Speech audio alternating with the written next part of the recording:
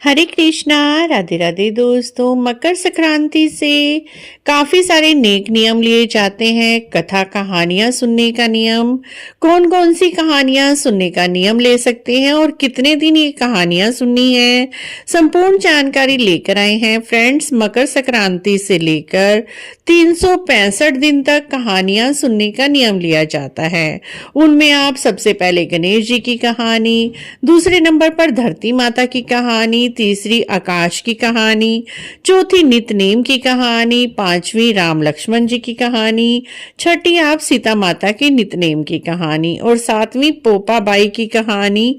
इन 7 कहानियां सुनने का नियम जीवन में एक बार अवश्य ही लें। ये नियम आप 365 दिन के लिए ले सकते हैं। एक मकर संक्रांति से इन कहानियों को सुनना शुरू कर दीजिए और अगली आने वाली मकर संक्रांति तक 365 दिन हर रोज आपको इन कहानियों को सुनना होता है और बाद में इन कहानियों का उद्यापन किया जाता है।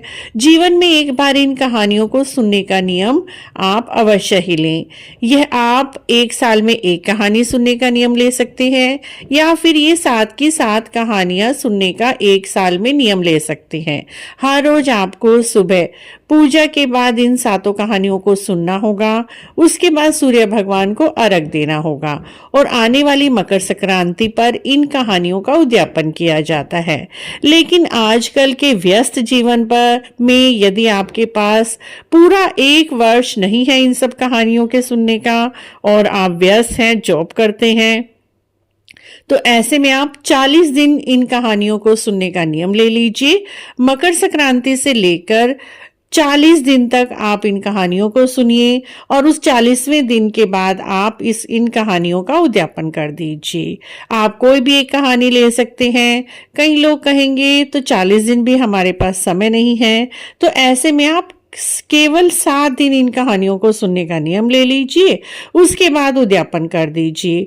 उद्यापन की सरल विधि भी हमारे चैनल पर अपलोड है। इन 7 कहानियों का एक साथ उद्यापन कैसे करना है, इसकी जानकारी भी जल्दी ही हम आपके साथ शेयर करेंगे।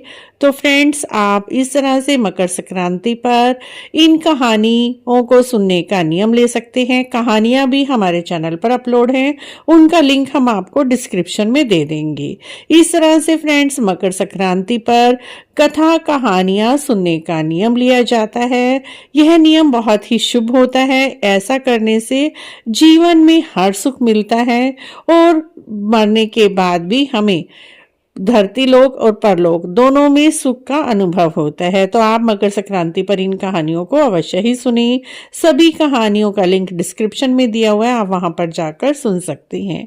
आशा है आज की ये छोटी सी जानकारी आपके लिए लाभप्रद रही होगी। यदि आपको यह जानकारी अच्छी लगी है तो आप इसी तरह की और जानकारी के लिए मकर संक्रांति के सभी नेक नियम के लिए हमारे चैनल को जरूर सब्सक्राइब करें, लाइक करें, वीडियो को शेयर भी करें, कमेंट भी जरूर करें। हम आपके सभी प्रश्नों के उत्तर देने की पूरी कोशिश करेंगे।